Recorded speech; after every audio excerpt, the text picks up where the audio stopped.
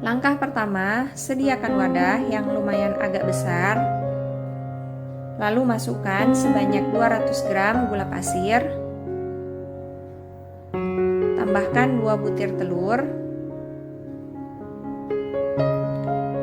Kemudian 1 sendok teh vanila cair, ini boleh diganti menggunakan vanila bubuk, dan 1 sendok teh SP atau ovalet.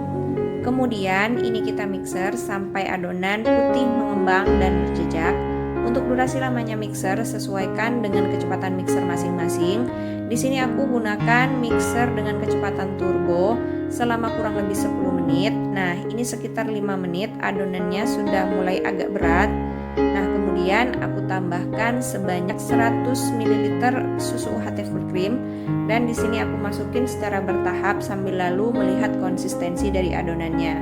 Nah, tujuan dari penambahan susu UHT ini karena tadi kita hanya menggunakan 2 telur dan untuk melarutkan gulanya. Kalau kita tidak tambahkan susu maka gulanya tidak bisa cepat larut gitu teman-teman, dan adonannya menjadi berat.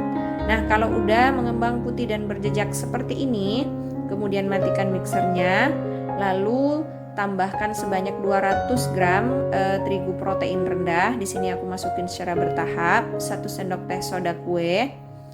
Nah, ini wajib banget untuk bahan keringnya diayak terlebih dahulu supaya tidak ada bahan yang menggerindil.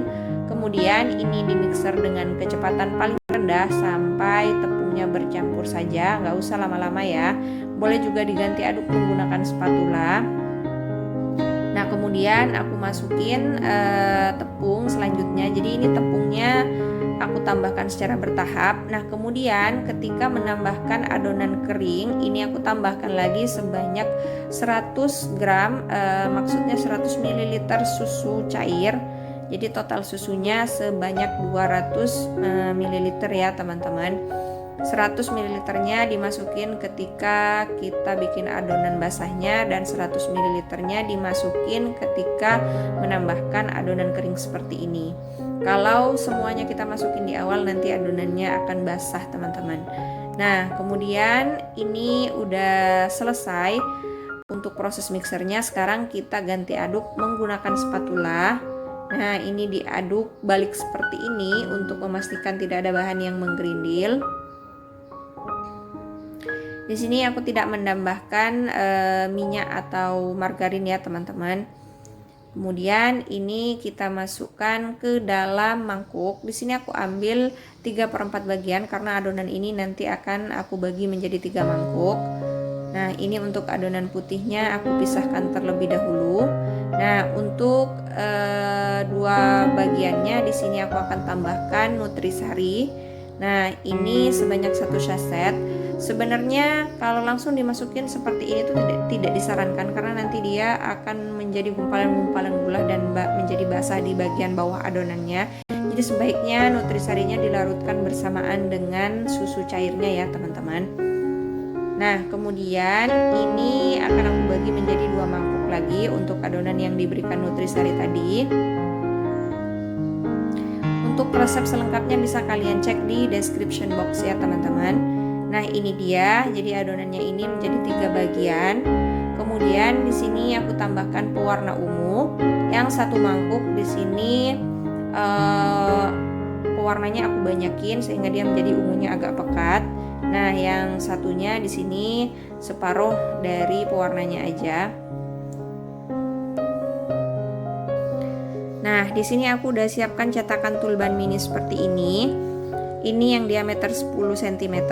Kemudian ini dioles menggunakan minyak secukupnya, boleh menggunakan minyak goreng atau minyak sayur. Kalau udah, ini kita masukkan adonannya. Nah, adonannya ini kita masukin secara selang-seling ya teman-teman. Jadi ungu muda, putih, ungu tua, dan begitu seterusnya sampai adonannya terisi. Nah, ini nggak akan aku isi penuh karena nanti dia akan mengembang. Jadi cukup diisi sekitar 3/4 bagian dari cetakannya ini teman-teman. Nah, seperti ini.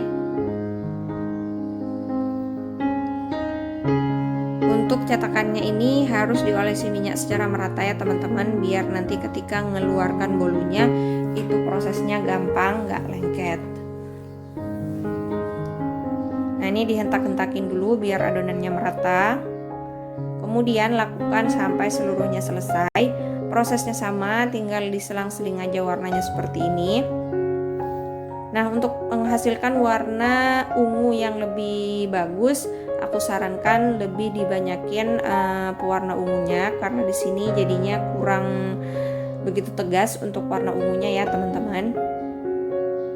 Nah, ini udah selesai. Selanjutnya kita ke proses pengukusan. Nah, ini udah aku panasin sebelumnya dan udah mendidih. Langsung aja kita masukin adonan bolunya. Ini sekali mengkukus muat 4 loyang ya teman-teman. Dikukus menggunakan api sedang selama kurang lebih 10 menit. Setelah 10 menit ini bolunya udah dipastikan matang ya teman-teman. Nah, kemudian ini kita keluarkan dari kukusan. Nah, sambil lalu mengkukus adonan donatnya, di sini aku siapkan cetakan bolu mini seperti ini. Ini sebelumnya udah diolesin minyak. Kemudian tuangkan adonan bolunya menjadi 3 space sesuai dengan banyaknya warna ya teman-teman. Nah, seperti ini, nggak usah terlalu penuh karena nanti akan mengembang. Lalu dihentak-hentakin. Kemudian aku ulangi lagi. Masukkan adonan bolu menjadi 3 space sesuai dengan banyaknya warna ya teman-teman. Kalau kalian menyediakan 4 warna berarti jadikan 4 space.